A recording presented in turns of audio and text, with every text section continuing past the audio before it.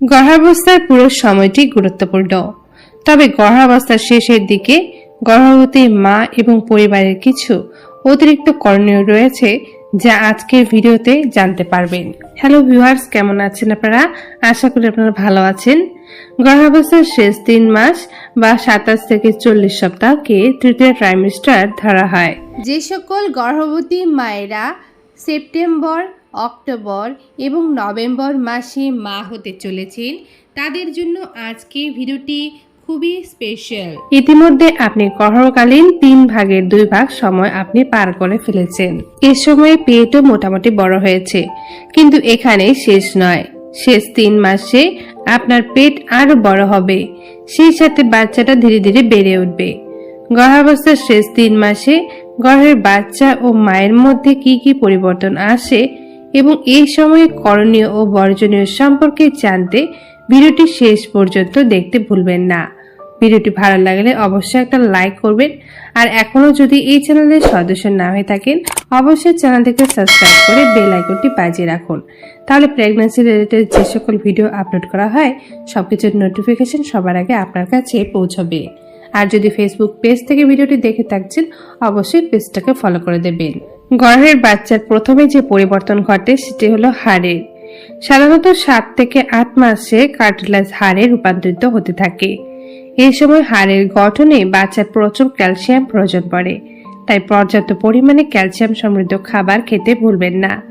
বাচ্চা তার প্রয়োজনীয় সবকিছু আপনার শরীর থেকে গ্রহণ করবে। এই সময় চুল, ত্বক ও নখেরও ব্যাপক পরিবর্তন হয়। 32 সপ্তাহের দিকে বাচ্চা পুরোপুরি দেখতে সক্ষম হয়। এই সময়ে বাচ্চার শরীরে মোমের মতো ভার্নিক্সের আস্তরণ পড়ে, যেটা গর্ভের পানি থেকে ত্বককে রক্ষা করে। এছাড়া বাচ্চার শরীরে লানুগণ নামক পশমের সৃষ্টি হয়, সাথে নখও পুরোপুরি সৃষ্টি হয়ে যায়। ব্রেন, শেষ 3 মাসে ব্রেনে উন্নয়ন সবচেয়ে দ্রুত ঘটে। এই সময়ের মধ্যে চোখের পলক ফেলা, স্বপ্ন দেখা, ব্রেনের মাধ্যমে নিজের শরীরের তাপমাত্রা নিয়ন্ত্রণ করতে শিখে যায়। 37 সপ্তাহের মধ্যে প্রায় সকল বাচ্চার মাথা নিচে নামতে শুরু করে, কিছু ব্যতিক্রম ব্যতীত। দুনিয়ায় আগমনের জন্য বাচ্চাও শেষ সময়ে প্রস্তুত হয়ে যায়। পরিপাকতন্ত্র, গর্ভাবস্থার শেষ সময়ে বাচ্চার দেহে মিকোনিয়াম নামক মলের সৃষ্টি হয়। এই মিকোনিয়াম মূলত রক্তকণা, ভার্নিক্স ও লানুগোর সমন্বয়ে গঠিত। এই মল বাচ্চার ক্ষুদ্রান্তে জমা হতে থাকে। পঞ্চেন্দ্রিয়, 29 থেকে 31 সপ্তাহের মধ্যে বাচ্চার পঞ্চেন্দ্রিয় পুরোপুরি সক্রিয় হয়ে থাকে, মানে বাচ্চা স্পর্শ, ঘ্রাণ, শ্রবণ, আলোতে সংবেদনশীলতা অর্জন করে। গর্ভবতীর দেহে পরিবর্তন, ভিতরে সক্রিয় একটি বাচ্চা। বৃহদাকার পেট সহ গর্ভবতীর দেহেও আসে নানা পরিবর্তন। আসুন জানি পরিবর্তনগুলো।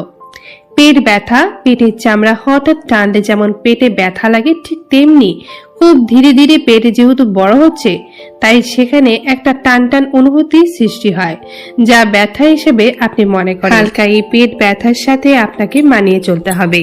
বুক জ্বালা পোড়া, গর্ভকালীন শেষ সময়ে আপনার জরায়ু, পাকস্থলী ও তার উপাদানগুলোকে উপরের দিকে চাপ দিতে থাকবে, যার ফলে সৃষ্ট গ্যাসে আপনার বুকে জ্বালাপোড়া হতে পারে। জ্বালাপোড়া বেশি হলে ডাক্তার দেখিয়ে হালকা কিছু ওষুধ সেবন করতে পারেন। সংকোচন প্রসারণ, সন্তান প্রসব প্রক্রিয়ার প্রস্তুতি হিসেবে আপনার জরায়ুতে থেমে থেমে সংকোচন প্রসারণ হবে, যেটা আপনার কাছে ব্যথা হিসেবে মনে হতে পারে, তবে এটি স্বাভাবিক ঘটনা। ভ্যারিকেজ ভেইন, অনেক গর্ভবতীর শেষের দিকে ভ্যারিকেজ ভেইন দেখা দেয়। মূলত রক্তবাহী নালী এ সময়ে বাইরে দৃশ্যমান হয়ে উঠতে পারে। দেখতে একটু অদ্ভুত হলে এটি স্বাভাবিক। মূলত রক্ত প্রবাহ বেড়ে যাওয়ার কারণে এমনটা হচ্ছে, তবে সন্তান প্রসবের পর এমনিতেই ঠিক হয়ে যাবে। ফাটা দাগ, ক্রমবর্ধমান বাচ্চার কারণে পেটের চামড়াতে প্রচন্ড পরিমাণে চাপ পড়ে, যার ফলে পেটে হয়তো ফাটা ফাটা দাগের সৃষ্টি হতে পারে। যদি চুলকানি অনুভব করেন তাহলে ভেসলিন ব্যবহার করতে পারেন। কোমর ব্যথা, শেষের দিকে কোমর ব্যথা আরো বাড়বে। বাচ্চাকে নরমালে প্রসবের জন্য আপনার নিচের অংশের হাড়গুলোর জয়েন্ট ঢিলে হতে পারে, এর ফলে আপনি খুবই তীক্ষ্ণ একটা ব্যথা অনুভব করতে পারেন। অদ্ভুত স্বপ্ন, প্রথমবার গর্ভবতীরা বাচ্চাকে নিয়ে অনেক দুশ্চিন্তায় ভোগেন। বাচ্চাটা ঠিক মতো প্রসব হবে কিনা, প্রসব ব্যথা সহ্য করতে পারবেন কিনা, বাচ্চাটা দুনিয়াতে আসলে ঠিক মতো লালন পালন করতে পারবেন কিনা, এরকম চিন্তায় অনেক নারীরাই এ সময়ে অদ্ভুত স্বপ্ন দেখেন। এতে চিন্তিত হবেন না। প্রস্রাবের পরিবর্তন। এই সময়ে গর্ভবতীর ব্লাডার যেখানে মূত্র জমা থাকে সেখানে প্রচন্ড চাপ থাকে, যার ফলে ঘন ঘন প্রস্রাব হতে দেখা যায়। এছাড়া হাঁচি, কাশি বা জোরে হালকা হাসলে আপনার প্রস্রাব লিক করতে পারে। এতে ভয় পাওয়ার কিছু নেই, এটা পুরোপুরি স্বাভাবিক বিষয়। স্তন নিঃসরণ। বাচ্চার দুগ্ধ তৈরির প্রক্রিয়া অনেক আগে থেকেই শুরু হয়, তবে মায়ের বুকে দুগ্ধ তৈরি পুরো প্রক্রিয়া এ সময়ে সমাপ্ত হয়। অনেকের স্তন থেকে ঘন বা পাতলা তরল নির্গত হতে পারে, আবার অনেকের নাও হতে পারে। দুটোই স্বাভাবিক ঘটনা। শেষ 3 মাসে কি করণীয়? গর্ভের বাচ্চার নড়াচড়ার প্রতি খেয়াল রাখুন। শেষের দিকে পেটের জায়গা কম থাকার কারণে নড়াচড়া বেশি করতে না পারলেও তার গতিবিধি নিয়মিত থাকবে। নড়াচড়া অনেক কমে গেলে সাথে সাথে ডাক্তারকে জানাতে হবে। নিজের ওজন ঠিক মতো বাড়ছে কিনা সেটা যাচাই করুন। আপনার ওজন ঠিক আছে কিনা জানতে অবশ্যই কমেন্ট করুন। আর অবশ্যই আপনার উচ্চতা, গর্ভধারণের আগের ওজন ও কত সপ্তাহ চলছে সেটা উল্লেখ করতে কিন্তু ভুলবেন না। ডাক্তারবাবু নিষেধ না করে থাকলে ঘরের হালকা কাজকর্মের মাধ্যমে সক্রিয় থাকুন। দৈনিক 20 মিনিট হাঁটার চেষ্টা করুন। শেষ ট্রাইমেস্টারে অন্ততপক্ষে 2 বার ডাক্তারি চেকআপে যাওয়া উচিত। 28তম সপ্তাহে এবং 34তম সপ্তাহে ডাক্তার দেখান। আপনার ও বাচ্চার শারীরিক অবস্থা সম্পর্কে এ সময় আপডেট পাবেন, আর অবশ্যই ডাক্তারকে প্রশ্ন করে সব উত্তর জানবেন। আপনার সন্তান কোথায় জন্ম হবে সে বিষয়ে এখন থেকেই পরিকল্পনা করুন। হাসপাতাল কর্তৃপক্ষের সাথে বিস্তারিত আলোচনা আগে সেরে ফেলুন।